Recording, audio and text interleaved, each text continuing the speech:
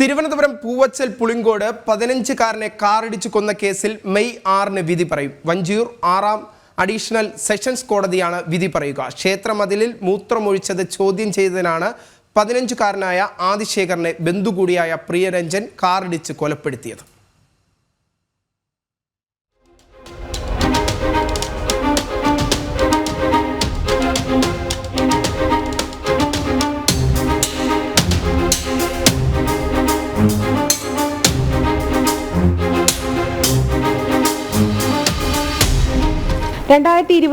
August 30-നാണ് ആദിശേഖരനെ Priyaranjan കാറിടിച്ച് കൊലപ്പെടുത്തിയത്.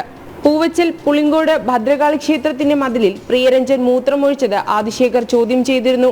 ഇതിന്റെ വൈരാഗ്യത്തിലായിരുന്നു കൊല. ആദിശേഖർ സൈക്കിളിൽ കയറാനൊരുങ്ങവേ കാറിൽ പിന്നിലൂടെ വന്ന് ഇടിക്കുകയും ശരീരത്തിലൂടെ കയറി ഇറക്കുകയുമായിരുന്നു.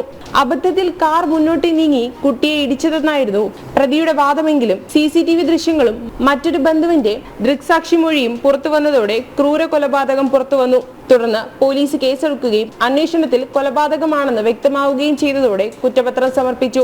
പ്രതിക്ക് പരമാവധി ശിക്ഷ നൽകണമെന്നാണ് കുടുംബത്തിന്റെ ആവശ്യം. തിരുവനന്തപുരത്ത് MST കോടതി 3-ലാണ് കേസ് വിധി മെയ് 6-ാം തീയതി വരാൻ പോവുകയാണ്. ഈ സംഭവത്തിന് ഒരു 3 മാസം മുമ്പ് കുട്ടി പ്രതിയുടെ ക്ഷേത്ര പരിസരത്ത് മൂത്രമൊഴിച്ചത് ചോദ്യം ചെയ്യുകയും അതിൻ്റെ ഒരു പ്രതിഫലനം എന്നോണം അതിന് തൊട്ട് കുറച്ച് ദിവസങ്ങൾക്ക് ശേഷം കുട്ടിയെ ക്ഷേത്ര പരിസരത്തിൽ വെച്ച് പ്രതി കടന്നാക്രമിക്കുകയും കൈപിടിച്ച് തിരിക്കുകയും ചെയ്തു. അതിനുശേഷമാണ് ഓഗസ്റ്റ് 30-ന് വൈകുന്നേരം 3-ാം ഓണത്തിന് കുട്ടി കളിച്ചുകൊണ്ട് നിന്നപ്പോൾ കളി തീരുന്നത് വരെ കാറിൽ പ്രതി വെയിറ്റ് ചെയ്യുകയും അതിനുശേഷം കുട്ടി റോഡിലേക്ക് കയറിയപ്പോൾ പെട്ടെന്ന് സ്റ്റാർട്ട് ചെയ്ത് കുട്ടി ഇടിച്ച് കൊലപ്പെടുത്തുകയും ചെയ്തു. മെയ് 6-ന് കേസ് വരികയാണ്. ഫലപ്രദമായി ഒരു പ്രധാനപ്പെട്ട രീതിയിൽ തന്നെ പ്രതിക്ക് ശിക്ഷ കിട്ടുമെന്ന് പ്രതീക്ഷിക്കുകയാണ്. നമ്മൾ 302-ാം വകുപ്പാണ് പ്രതീക്ഷിക്കുന്നത്. ക്യാപിറ്റൽ പണിഷ്മെന്റ് കിട്ടണമെന്നാണ് ഞങ്ങൾ ആഗ്രഹിക്കുന്നത്.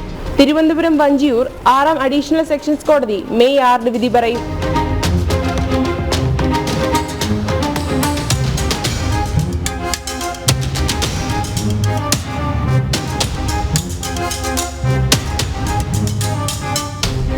ജനം, തിരുവനന്തപുരം.